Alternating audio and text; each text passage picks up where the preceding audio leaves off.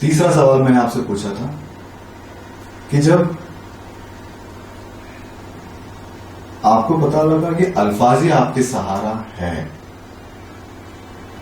तो फिर उन अल्फाजों का सहारा कौन बना? किससे सहारा मिला?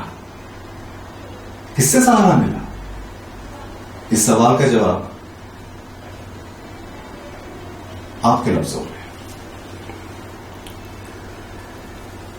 अल्फाजों का सहारा अगर देखा जाए तो जहन में चलते हुए मेरे शोर से मिला।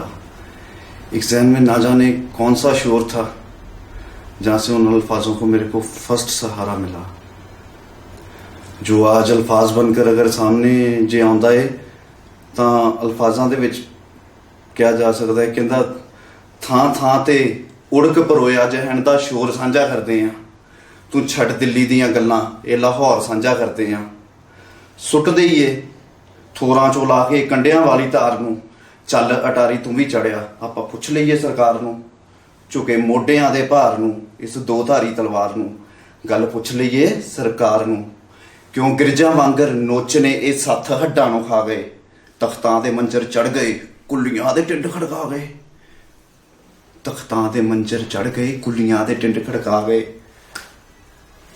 ਬੇਕਾਰ ਕਰਕੇ ਰੱਖ ਗਏ ਕਿਉਂ ਸਾਨੂੰ ਸਾਡੀ ਅਣਖ ਤੋਂ, ਚੜਿਆ ਗੱਲ ਪੁੱਛ ਲਈਏ ਸਰਕਾਰ ਦੇ ਹਰ ਜਨਕ ਤੋਂ। ਅਜੇ ਬਲਦਾਂ ਗੱਲ ਵਿੱਚ ਕੁਝ ਕੁ ਦਿਨ ਕੋ ਪਹਿਲਾਂ ਟੱਲੀਆਂ ਦਾ ਹਾਰ ਸੀ, ਮੁੜ ਮੋਢਿਆਂ ਤੇ ਸਾਡੇ ਸਾਰੇ ਕੁਣਬਿਆਂ ਦਾ ਭਾਰ ਸੀ, ਇਹ ਖਿੱਚੀਏ ਜੋ ਦੀਵਾਰ ਸੀ ਉਹਦੀ ਹਰ ਕਿਸੇ ਨੂੰ ਮਾਰ ਸੀ, ਬਸ ਚਾਸ਼ਨੀ ਸੀ ਬੁੱਲ ਤੇ ਦੋ ਧਾਰੀਓ ਤਲਵਾਰ ਸੀ, ਕੈਸੀ ਸਿਆਸਤਾਂ ਦੀ ਮਾਰ ਸੀ, ਕਿਸ ਦਾ ਪੈਰਾ ਸੀ ਸੋਚਦੇ ਕਿਸਨੇ ਕਰੇ ਸੀ ਫੈਸਲੇ, ਬਰਬਾਦ ਹੋ ਗਏ ਮੰਜ਼ਲਾਂ ਤੋਂ ਕਾਫਲੇ ਹੀ ਕਾਫਲੇ, ਬਰਬਾਦ ਹੋ ਗਏ ਮੰਜ਼ਲਾਂ ਤੋਂ ਕਾਫਲੇ ਹੀ ਕਾਫਲੇ। ਸੋ ਉਸ ਜ਼ਹਿਨ 'ਚ ਚਲਦੇ ਸ਼ੋਰ ਨੇ ਜੋ ਅੱਜ ਅਲਫਾਜ਼ਾਂ ਦੇ ਵਿੱਚ ਜੇ ਬਿਆਨ ਕਰਾਂ ਤਾਂ ਇਸ ਕੁਛ ਇਸ ਤਰੀਕੇ ਨਾਲ ਬਿਆਨ ਹੁੰਦੇ ਨੇ।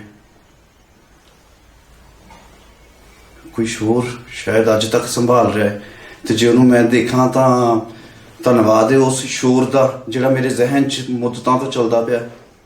ਧੰਨਵਾਦ ਮੇਰੇ ਦਾਤਿਆ ਜਿਹੜੀ ਦੁਨੀਆ 'ਚ ਤੂੰ ਰੱਖਿਆ, ਹਰ ਖਾਬ ਸਾਡਾ ਇੱਥੇ ਕਰਤਾ ਹਕੀਕੀ ਜੋ ਸੀ ਨੈਣਾ ਮੇਰਿਆਂ ਨੇ ਤੱਕਿਆ।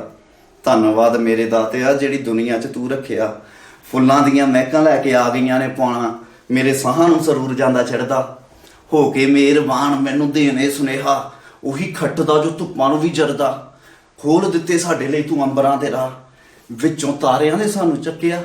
ਧੰਨਵਾਦ ਮੇਰੇ ਦਾਤਿਆ ਜਿਹੜੀ ਦੁਨੀਆ 'ਚ ਤੂੰ ਰੱਖਿਆ।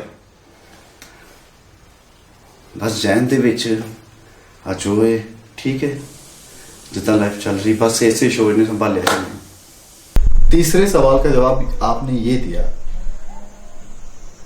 कि मेरे जहन में जो इतनी सारी यादें हैं और यादें हमें सिर्फ दो ही टाइम याद रहती है, या तो हमने दुख भोगा है या सुख भोगा है। दुख भोगेंगे बहुत दुख, जितना ज्यादा दुख उतनी लंबी याद, सुख भोगेंगे बहुत सुख, जितना ज्यादा सुख उतनी लंबी याद।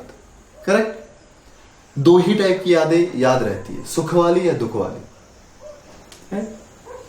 अदरवाइज तो सब याद अगर याद रहने लग जाए तो इंसान तो कंप्यूटर ही बन जाएगा। ठीक है, सब याद हो जाए, सुख या दुख।